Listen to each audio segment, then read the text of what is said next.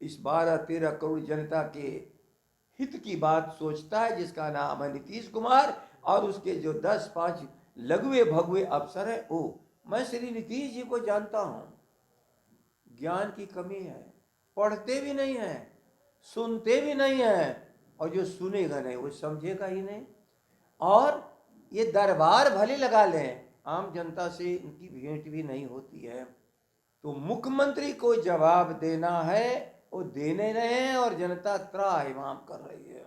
जब बजट देखते हैं, बजट बनाते हैं, बजट को स्वीकार करते हैं, तो देखते हैं कि जनता के पसीने की कमाई जो खजाने में है, वो तो धन दिया गया इस समस्या को हल करने के लिए।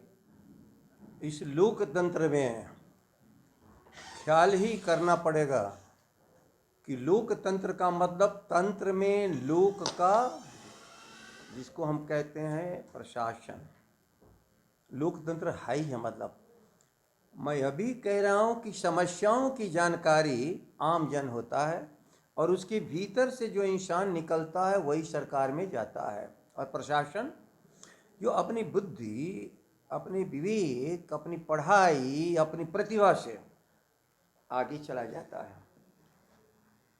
लेकिन समस्याओं की जानकारी जिसको कम पढ़ा लिखा कहा जाता है वो जानता है, इसलिए कि उस आम आदमी में से भुक्तभोगी होकर आता है। लेकिन उस समस्याओं के समाधान के लिए अफसर को कहेगा ये समस्या है, आप बताओ, ये धन है, वो मांगेगा और उस धन को विधानसभा देता है। यही क्रिया है। और उस धन का प्रयोग करने के लिए तकनीकी पदाधिकारी, चाहे जितने विशेषज्ञ जिसके हैं, वो सभी तरह के लोग सरकार के तंत्र के हिस्सा है। लेकिन भुक्तभोगी जो है, अंत में उसी को, उस सारी व्यवस्था से उसको राहत मिलती है। जो आज के जनप्रतिनिधियां देख रहे हैं कि राहत मिल नहीं रही है।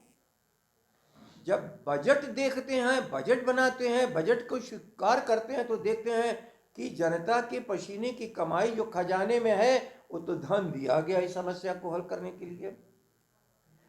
तब वो अपने नीचे के अफसरों से पूछता है ये धन कहाँ गया? तो अफसर कहता है कि आप कौन पूछने वाले हैं, सरकार पूछेगी। अर्थात सरकार माने मंत्रिपरिषद। यदि मंत्री से पूछता है आम जन, और वो मंत्री पूछता है सरकार के आदमी से, तो कहता आप कौन, हम तो मुख्यमंत्री को जवाब देंगे। तो मुख्यमंत्री को जवाब देना है, वो दे नहीं रहे हैं, और जनता त्राहिमाम कर रही है। वो कोई जनप्रतिनिधि नहीं बोल रहा है, वो उनका प्रतिनिधि केवल सरकार की शपथ में ले लेने से मंत्री भले बन जाए, वो आम आदमियों के बीच में रहता है।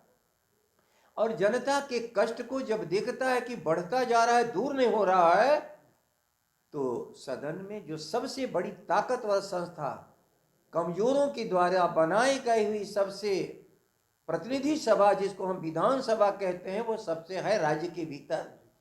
बात वहीं पर आके गड़बड़ा जाती है। और मैं आपसे बता रहा हूं, मैं श्री नीतीश जी को जानता हूं, ज्ञान की कमी है, पढ़ते भी नहीं है, सुनते भी नहीं है, और जो सुनेगा नहीं वो समझेगा ही नहीं। और ये दरबार भले लगा लें, आम जनता से इनकी भेंट भी नहीं होती है। बहुत दुष्चक्र में बिहार फंस गया है। प्रचार के तंत्र ने उनको एक नकली मुख्यमंत्री को कोई बड़ा मुख्यमंत्री बना दिया, जिनका व्यक्तित्व ही नहीं है बिहार के आगे बढ़ाने का।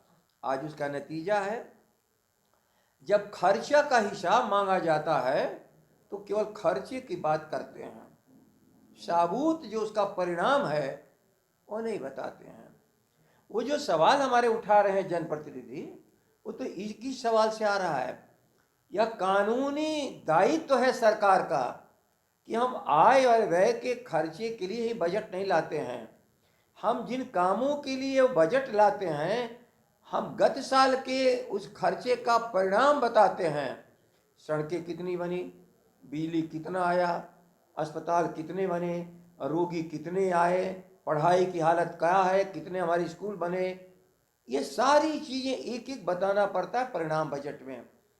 नीतीश जी 2 साल से परिणाम बजट नहीं दे रहे हैं, और परिणाम बजट नहीं देने का मतलब जनता के सवाल जायज हैं, उनके प्रतिनिधि जो कह रहे हैं वही सवाल जनता का सवाल है। और सरकार में एकमात्र व्यक्ति चीफ मिनिस्टर सरकार कहलाने के लिए बैठा हुआ है, और वो अफसरों के साथ हैं, अकाउंटेबल ऑफिसर हैं। कुछ दिनों के बाद छापे पड़ते हैं, नोट की गिनती होती है, लेकिन नोट कमाने का अवसर नीतीश कुमार जी तो आप ही तो दे रहे हो। यदि जिस दिन हमारी जनता की आवाज सुनने लगोगे, जनप्रतिनिधियों की बात सुनने लगोगे, परिणाम नहीं निकला इसकी बात जानने लगोगे, हाउस में परिणाम बजट देने लगोगे, तो न ऑडिट रिपोर्ट को मानते हो, न परिणाम देने के लिए तैयार हो। एसीडीसी के झगड़े में तो सारे बिहार को फंसा के रखे हो। दुनिया से कर्ज लो, भारत सरकार से थाली आगे फैला करके उसमें से पैसे लाओ, और अंत में अफसरों से लुटवा करके वसूल करो। और जनप्रतिनिधियों को हमारे विधानसभा के अध्यक्ष ने कह दिया, अब इसके बाद बाकी है क्या? उन्होंने कह दिया जो विधायकों को पिटवाया उस दर्द से भी कोई बड़ा दर्द है जिसको उन्होंने व्यक्त किया उस दिन ही उनको समझना चाहिए था। ये जो कानून बन रहा है यह और भी जनता को निरीह बना देगा, लेकिन श्रीमान नहीं समझ पाए, और कहीं से एक कम्युनिकेशन गैप रहा। लेकिन आज वो समझ रहे हैं जनता की बात कोई नहीं सुन रहा है। अब कौन बाकी है जो इस बात को नहीं मान रहा है, जिस पर हम लोग उसको मनवाने के लिए तर्क दें? 17 साल से मुख्यमंत्री हैं, जैसे वो बात नहीं सुनते हैं जनप्रतिनिधियों की। मैं आपको बता रहे हैं, हम जब सरकार में थे तो बिहार में तो अफसर अच्छे जाएं, लेकिन अपने जिले में नया नया बना था, मेरी बराबर इच्छा रहती थी कि कोई तेज तर्रार हमको कलेक्टर मिले। तो मैं अपने दौरे में देखता रहता था कि जो नए नए नौजवान लड़के आए हैं डीडीसी बन करके, आईएएस, कौन है इसमें काम के लायक? 90% अच्छे लोग मिले हमको 2 वर्स्ट मिला, वर्स्ट। और जिनको हमने हाथ जोड़ लिया कि भाई आप आ तो गए लेकिन आप छोड़ दीजिए, गलती हो गई, आप इस जिले को नहीं संभाल सकते हो। और उन्हीं 2-3 लोगों को जब नीतीश के सलाहकार, बड़े महकमे का हाकिम, विकास में जिनकी दिलचस्पी नहीं, प्रशासन में दिलचस्पी नहीं, ऐसो आराम शराब पी करके कुर्सी पर बैठ करके जिला चलाने की तबीयत रखने वाले लोगों को एक छोटा जिला, नया बना जिला की जनता ने बर्दाश्त नहीं किया। उसको पूरी बिहार की जनता नीतीश की कृपा से बर्दाश्त कर रही है। इसलिए ख्याल कर लेना, क्या उनका मोटिव है बिहार का विकास नहीं, जनता का अनादर करना, केवल धन की उगाही। उनका साथी सहयोगी कौन बनेगा? जो कहीं पर रह चुका है आईएएस, कभी रह चुका है उनका ओएसडी, वो बेईमानी की ताकत उसकी पहचानते थे, उन बेईमानों को लेकर के अपने यहाँ बैठा लिया। और वह एक ऐसा जिसको कहते हैं सुपर कैबिनेट, कोई कैबिनेट नहीं, कोई तो चीफ सेक्रेटरी नहीं, कोई भी एडमिनिस्ट्रेशन का आदमी नहीं, ये जो सुपर कैबिनेट है वर्चुअली नीतीश के उनके कुछ पदाधिकारी उनके कैबिनेट के मिनिस्टर हैं।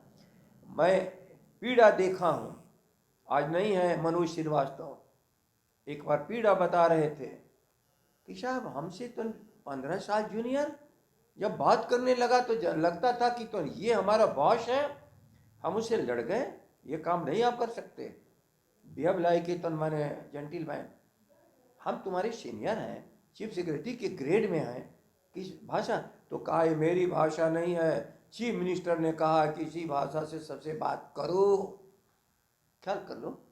तो ऐसा नहीं कि प्रशासन में सभी लोग तो निकम्मे बैठे हैं, लेकिन सरकार का एक ही काम है, बेस्ट पर्सन को सूटेबल प्लेस दे और तब अच्छे नतीजे को निकाले। लेकिन अच्छा नतीजा निकालने की जब नीयत अपनी नहीं हो तो इस औजार में से बेस्ट नहीं, वर्स्ट का चयन करता है जो जनता में जालिम की तरह काम करे, जनता की समस्याओं को दूर करने के पहले उसी समस्या को बढ़ा डाले और उनके कमाई का साधन और ये एहसास करा दे।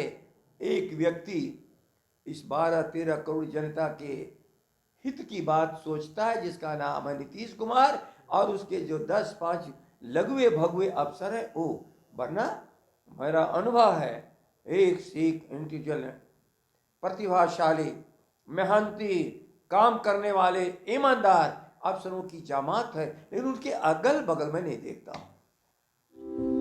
लोग यहाँ दिल्ली बंबई में घर पर घर खरीदते जा रहे हैं, और एक ये साहब है कि अपना घर बेच दिए। वाह, रिटायरमेंट का पूरा पैसा लगा दिए थे दिल्ली में घर लेने के लिए। अरे बाबूजी, तो अपना एक नया घर खरीद भी तो रहे हैं ना। नया घर खरीद रहे हैं? कहाँ? पूर्णिया में। पूर्णिया में? हाँ। अरे बाबूजी, दिल्ली बंबई में घर खरीदना अच्छी बात है, लेकिन अपने घर पे घर खरीदना बड़ी बात है।